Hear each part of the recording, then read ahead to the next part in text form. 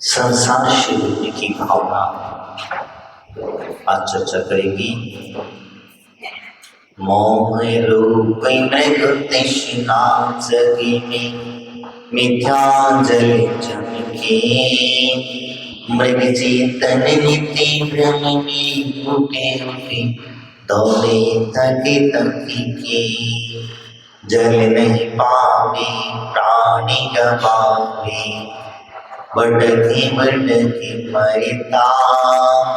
वस्तु पराई मांगे अपनी वेद नहीं करता। तो चेतन देह अचेतन या जड़ी तू ज्ञानी। मिले अनादि अतन ते बिछुड़ी त्यों पै और पानी। रूप तुम्हारा सबसे न्यारा वेद ज्ञानी करना। चोलो और से तकीन तोलो उद्धम सोचना।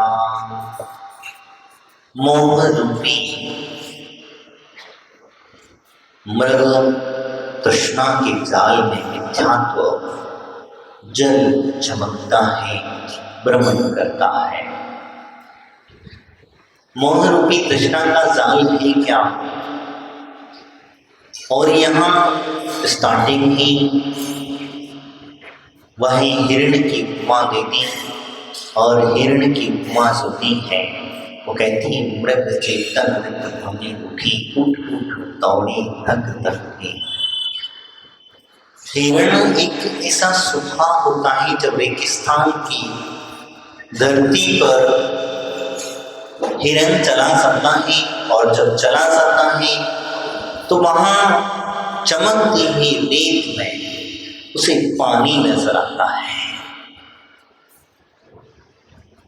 और जब पानी नजर आता है तो उसके लिए वो दौड़ता है, क्योंकि जब पता है जेठ की तपतपाती गर्मी, और जब जेठ की तपतपाती गर्मी के अंदर में रेगिस्तान में आप चले जाओ तो पानी तो कहीं कोसों कोसों दूर तक नहीं मिलता।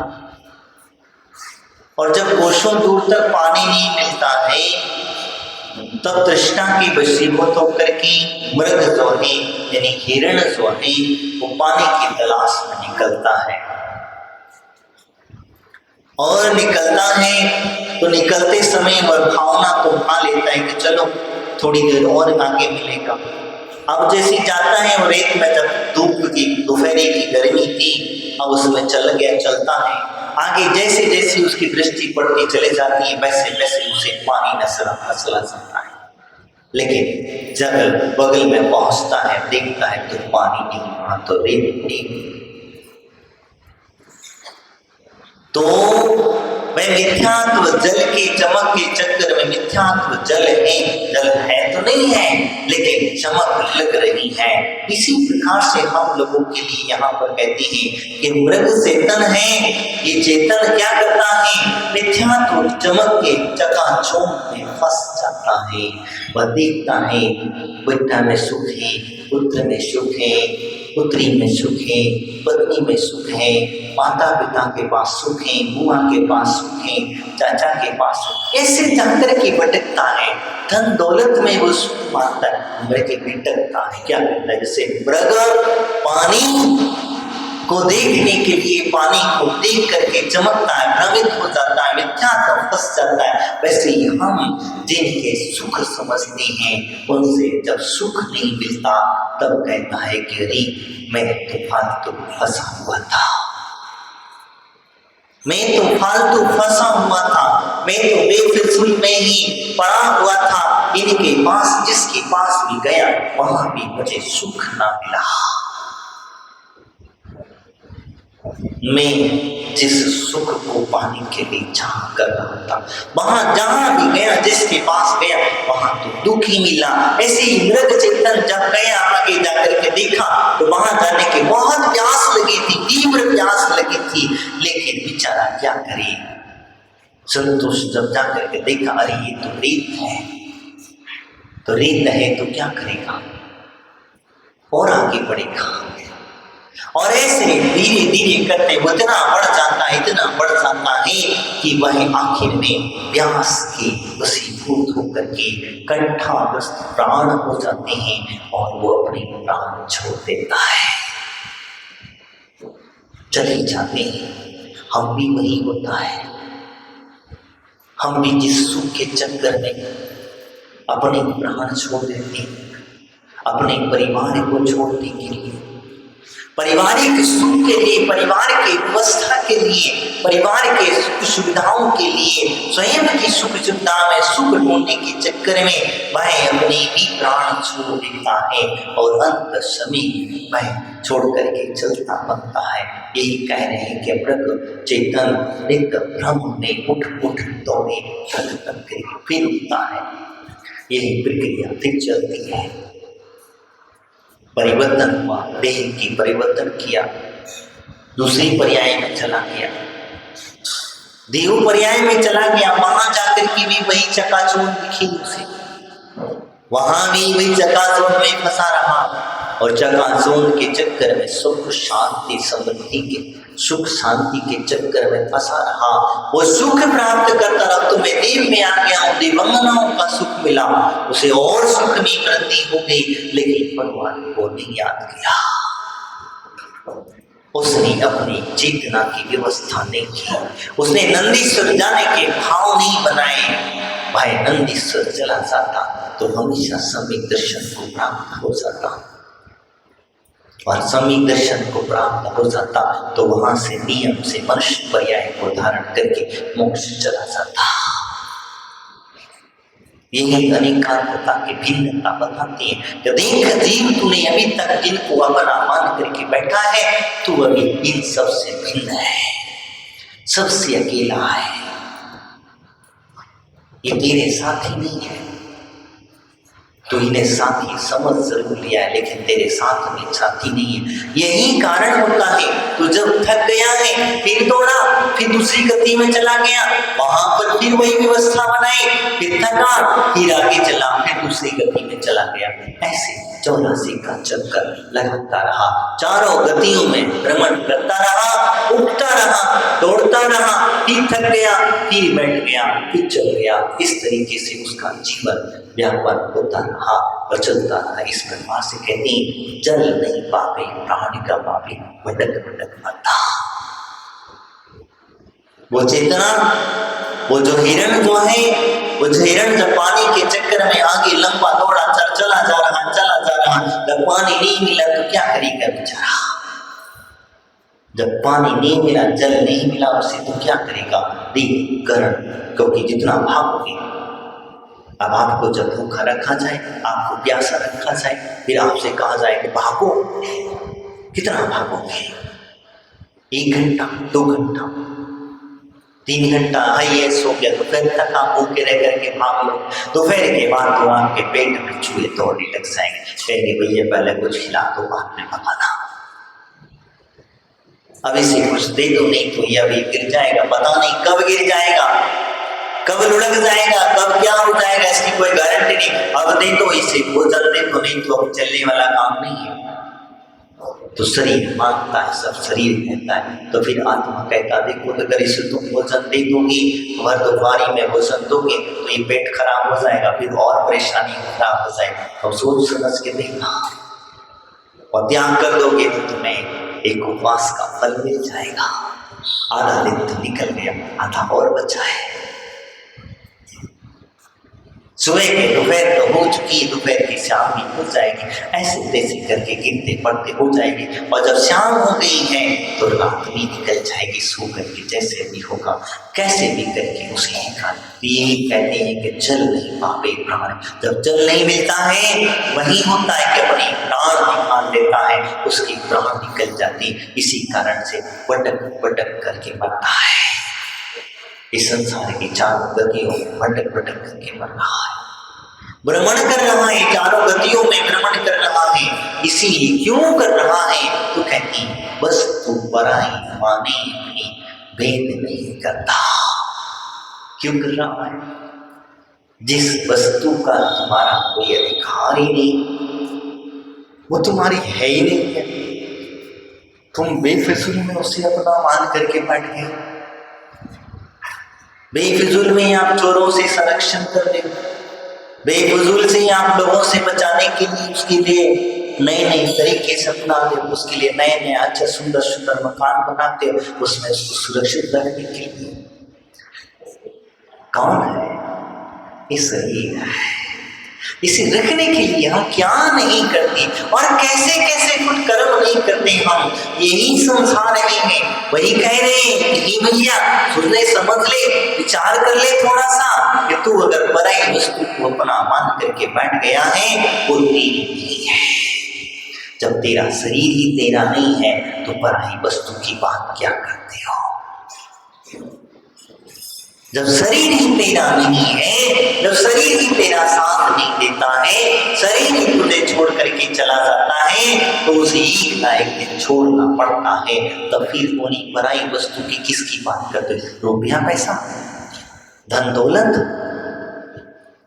आपका कोई और खजाना, बड़ा हुआ खजाना, आदि दुकान मकान ऑफिस और धर्म पत्नी आदि जो परिवार है उसकी तुम चिंता करती हो। वह सब के बंटना, इनके लिए तो अपनी पराई वस्तु को अपनी मान करके बैठ गया। तो कहता है ये मेरी माता है, ये मेरे पिता है, ये मेरा भाई है, ये मेरी बहन है, ये मेरी बुआ है, मेरी चाची है, मेरे चाचा है, भाई, कने कौन कौन से नाते हम लगा लेते हैं और कितनी कितनी नाते लगा लेते हैं। क्या मैं आपसे पूछता हूँ वास्तविकता में अपनी है? हाँ, और यही कोई गलती करने तो या आपको डांट दें या आपको पीट दें या आपको साथ में कोई और भी कोई अनर्गल प्रवृत्ति कर दे तो फिर ये तुम्हारे पराये हो जाएंगे। फिर रिश्ते कहाँ गए?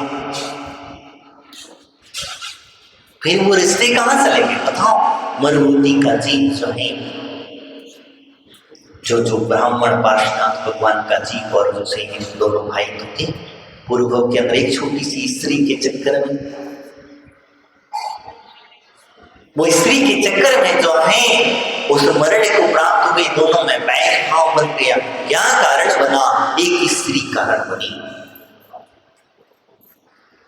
छोटा भाई को राज्य मिल गया और बड़े भाई को राज्य नहीं मिला। छोटे भाई में योग्यता थी इसीलिए उसे राज्य मिल गया और बड़े भाई के लिए कुछ अवगुण थी इसीलिए उसे राज्य न मिला। तब उसे अंदर में जलस्ती हो गई। उसने कहा स्त्री पर मोहित हुआ, उसकी स्त्री का भी उस जीव का तो जो है वो पार्श्वनाथ भगवान का जो जीव था उस समय अवस्था में ब्राह्मण की पर्याय में थे तो ब्रह्मचर्य का नियम था, अखंड ब्रह्मचर्य थी, उनका तो नियम था, नियम की वजह से उनका सारा चल रहा। मोहित स्त्री के भाव है, कब परिवर्तित हो जाए, किधर परिवर्तित हो जाए कोई गारंटी नहीं कह सकते।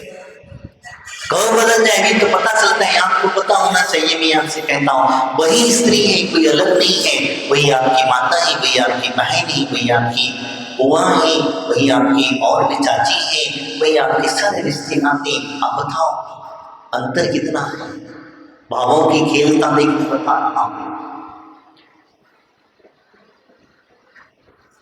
जब माँ है तो माँ के प्रति कैसे भाव होते हैं आप अच्छी तरीके से जानते हैं। बहन है तो बहन के प्रति कैसे भाव होते हैं, चाची है तो कैसे होते, बुआ है तो कैसे होते, और स्त्री है तो कैसे भाव होते। तो स्त्री वाले भाव क्या माता के भाव में परिवर्तित हो सकते हैं? हाँ, नहीं हो सकते। और माता के भाव स्त्री की पर्याय में परिवर्तित हो सकते हैं? हो सकते हैं, वो तो हो सकते हैं, लेकिन स्त्री की पर्याय के भाव माता की पर्याय में परिवर्तित नहीं हो पाते। तो इसीलिए मैंने कहा समझाया कि वस्तु जिसको तू अपनी मान करके बैठ गया है वो अपनी नहीं है। संसार में कोई भी वस्तु है वो तेरी नहीं है और ना तू उसका मालिक है।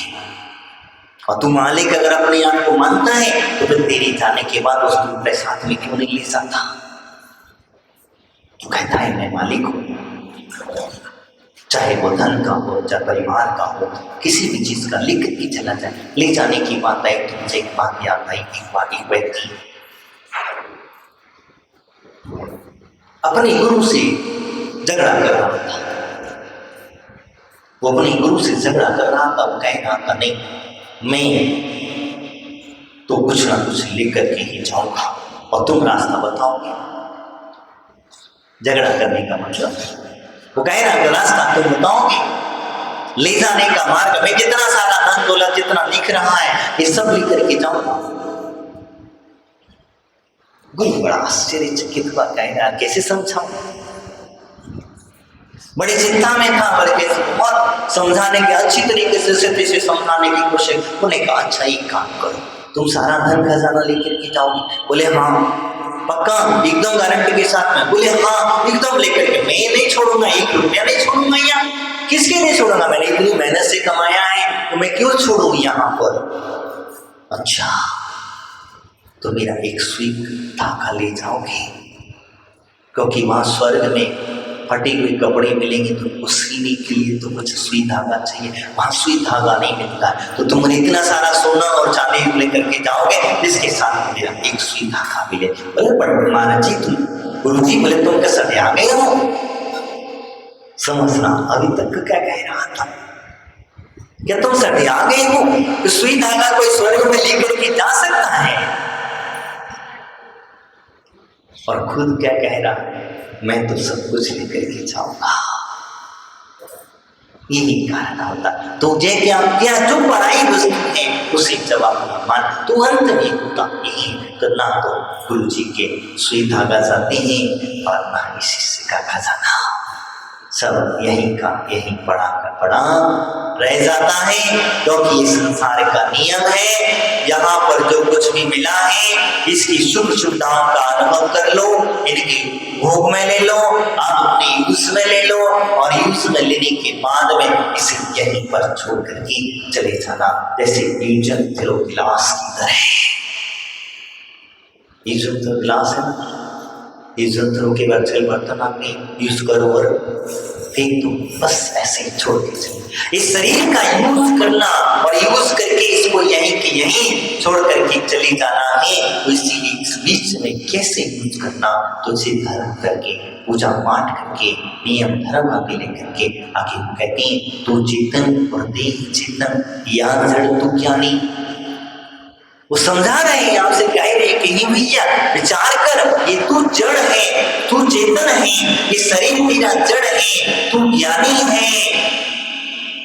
ये जड़ ज्ञानी है, देह अचेतन है। अलग अलग प्रकार से संसार ये आपको समझा रहे कि तू चेतन है और देह तेरा अचेतन है, तू जड़, तू ज्ञानी है और ये जड़ है, शरीर तुम्हारा जड़ है। अब विचार कर ले, ज्ञानी आदमी जब भिन्न करने लग जाता है तब अपने अंदर में भिन्न विज्ञान पैदा करने लग जाता है, तब जा करके उसे समझ में आता है मिले अनादि ये तन सूझने जो वह और माने। समझ में आया? वो कहते हैं ये रूप तुम्हारा, कहती है अनादि काल से तुम मिले हुए हो, अनादि काल से, एक बार नहीं मिले हो। इस उद्गल से तुम्हारा परिचय कई दिनों से है, कई जन्मों से है, अनादि काल से इसके साथ में तुम रह रहे हो, इसीलिए तुम इसे छोड़ना नहीं चाहते। कौन व्यक्ति किसी को छोड़ना चाहेगा? छोड़ना चाहेगा? तुम्हारे बस तुमसे कहा जाए छोड़ दो तो छोड़ दोगे? किसी के कहने से कोई छोड़ देगा? नहीं। अगर हाँ ये वैराग्य की जननी उत्पन्न हो जाए, वैराग्य भावना जग जाए, उसके अंदर में तीव्र भावना जग जाती, तो वो क्षण भर भी पता नहीं चलता कब उसके वस्त्र उतर जाते हैं और अपना स्वरूप जो नग्न अवस्था है बालक के समान प्रकट हो जाता है। एक जन्मजात बालक होता है, उसकी तरह उसके भाव हो जाते हैं। उसे कोई दवाई खाने की जरूरत नहीं पड़ती अपने ब्रह्मचर्य की पालन करने के लिए। उसे अपनी ब्रह्म की साधना को सतत बढ़ाने के लिए कोई औषधि या कोई भी योग या कोई और भी कोई व्यवस्थाओं की समझने की जरूरत नहीं पड़ती। वह इसी प्रकार से आगे बढ़ता चला जाता है। इसीलिए कहा ये अनादिकाल से ये धन बिछड़े जो मैं और पानी, ये शरीर और आत्मा अनादिकाल से एक दूसरे से मिलते रहे हैं और जब तक मिलते रहेंगे, जब तक तुम्हारा मोक्ष नहीं हो सकता, चाहे वो आपको मनुष्य का पर्याय मिले हो, चाहे आपको नारकी की पर्याय मिले, चाहे आपको देवगति की पर्याय मिले, या फिर आप अवतरेण आदि की पर्याय को प्राप्त करें, या एक इंद्रिय दो इंद्रिय आदि की पर्याय को प्राप्त करेंगे, तो ये सारे के सारे पर्याय आपको एक दूसरे से संबंध अवश्य बना रहता है। इसीलिए तो आप इतनी आसानी से, इतनी शांत, इतनी अच्छे तरीके से इसके अंदर रहते हो। इसी वजह से तो तुम इसके खाने पीने की व्यवस्था करते हो, इसे दुख नहीं देना चाहते, कष्ट ना हो जाए, इसे पीड़ा ना हो जाए, एक शिथिल न पड़ जाए। शिथिल पड़ने लग जाता है तो आप इसको उपजा पुष्ट करने के लिए अच्छी अच्छी चीजें खाने लग सकते हैं। आजकल बाल सफेद, कान सफेद पड़ गए तो आप उसको काले करने की व्यवस्था बना, क्योंकि आपको शिथिल पड़ता दिखा। जहां आपको समझ में आया शरीर मेरा शिथिल पड़ रहा है और शरीर मेरा छूटने वाला है, या शरीर मेरा अब काम करना बंद करने वाला है, तो हमने उसको कहीं ना कहीं किसी न किसी प्रकार से एक्यूप्रेशर आदि के माध्यम से उसे हमने हवा भर ली, उसको तुरंत कैसे भी करके अपने आप में एक स्टेबल करने के भाव रख लिए। यही कारण है तो मैं आपसे जो कह रहा था, ये अनादिकाल से ये तन से बिछुड़ता है तब बड़ा दुख होता है। बताओ, अब मेरा शरीर चला गया, दुख किसको? आत्मा को नहीं होता,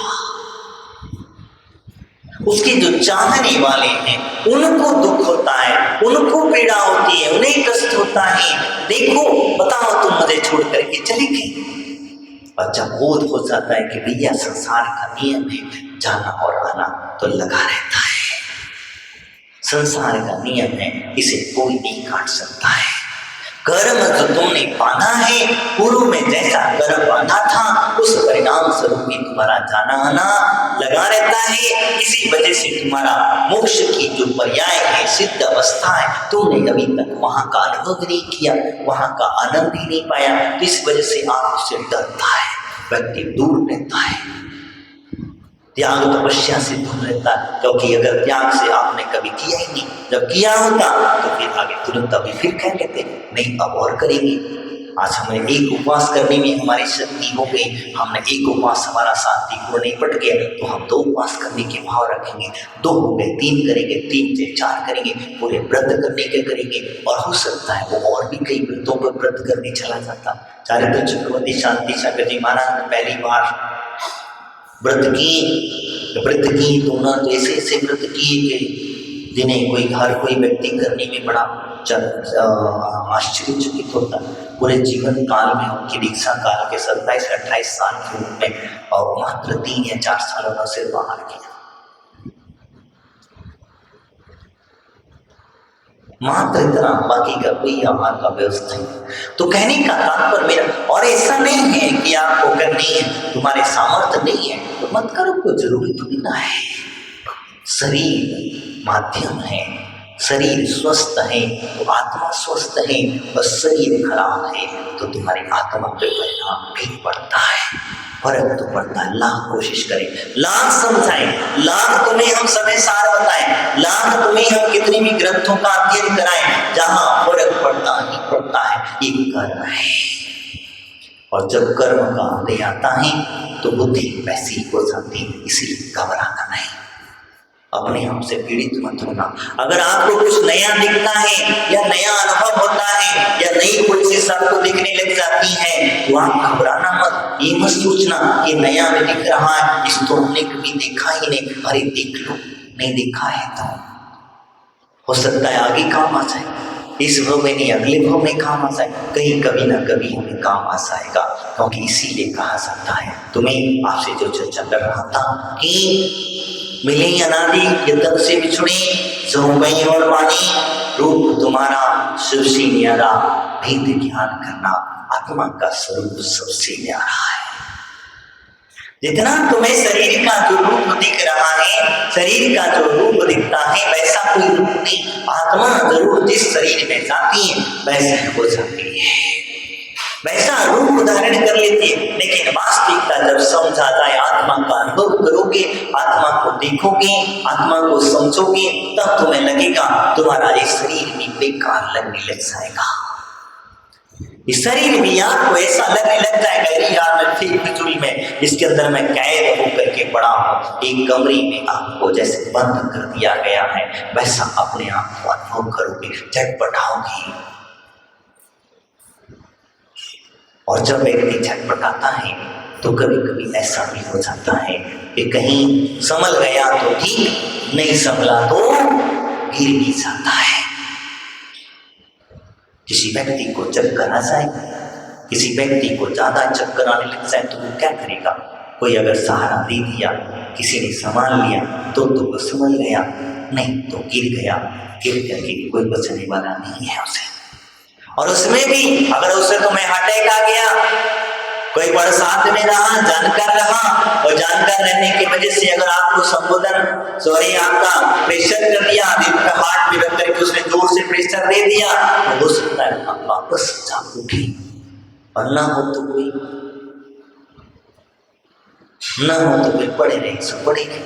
यही कारण होता। तुम्हें जो कह रहा हूं, ये भेद ज्ञान कर लेना, अपने आप को भेद ज्ञान से जान समझ लेना।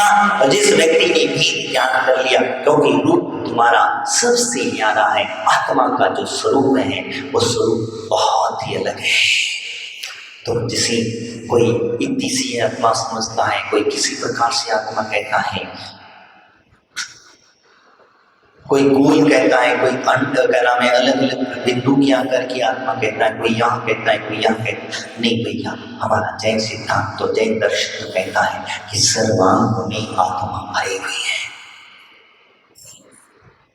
पूरे शरीर में, नख से लेकर के बाल की आखिरी चोटी तक, आखिरी बाल के कोने तक आत्मा है। ऐसा नहीं है।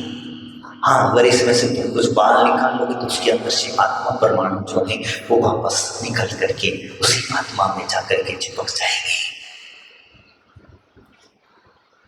तुमने बाल निकाला है, बाल के अंदर में जो आत्मा परमाणु थे वह परमाणु निकल करके पुनः आपके शरीर में ही जाकर के अपनी उसी आत्मा में जाकर के समाहित हो जाए, वो अलग नहीं होंगे, वो अजीब हो जाएगा। तो यही भेद ज्ञान करने की बात के तुम्हारा रूप सबसे न्यारा है। उस रूप को देखना क्या, जब देखने की बात करते हैं तो व्यक्ति जब अनुभव करता है तब उसे समझ में आता है कि हाँ, मेरी आत्मा सर्वांग में है, मेरी आत्मा सर्वांग में है। ऐसा कोई अंग नहीं है कि जहां मैं नहीं हूं, मेरे पूरे के पूरे शरीर के अंग में है।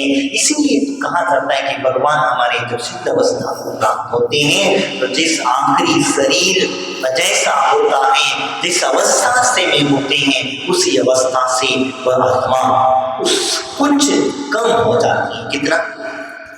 शरीर के अंदर में जो उतनी भी नालियां होती हैं वो उससे अपने आप ठोस हो जाती है, और जब ठोस हो जाती है तब जाकर के ऊपर मोक्ष को चली जाती है। अब उसके अंदर में एक रत्ती भर भी जगह नहीं, लेकिन वो ठोस रह करके भी, ये देखो, विचार करो, ठोस रह करके भी वह आत्मा पूरे शरीर में वहां सिद्ध शिला में जब चली जाती है, सिद्ध गति में पहुंचती है, और वहां पहुंचने के बाद में सभी के साथ में, एक के साथ मिलकर के एक आत्मा के अंदर में अनंत आत्माएं समाहित हो जाती हैं, बैठ जाती हैं। तो कहने का तात्पर्य वही है कि तुम अपने रूप को जान लो, अपने स्वरूप को पहचान लो। तेरा स्वरूप क्या है ये जान लेगा। जिस दिन तुझे तेरा स्वरूप का अनुभव हो जाएगा, उस दिन तू वेद विज्ञान में सफल हो गया, वेद विज्ञान करने में सफल हो गया। वेद विज्ञान का मतलब ये है शरीर और आत्मा दोनों को अलग अलग कर लिया। उस दिन तुझे समझ में आ जाएगा कि तेरी आत्मा अलग है और शरीर अलग है। ये जिस दिन आप समझ में आ जाएगा उसी दिन तुझे भेद विज्ञान हो पाएगा। नहीं तो भान करके ये शरीर ही मेरा है, शरीर ही मेरी आत्मा है, अगर ऐसा मान करके बैठ जाएगा तो ये सब गड़बड़ हो जाएगा। तो फिर सब गड़बड़ हो जाएगा। इसीलिए मैंने आप लोगों से कहा बस इतना ही। महावीर भगवान की, अजय गुरुदेव श्री कृष्ण जी महाराज की, गौतम संघ वाणी माता की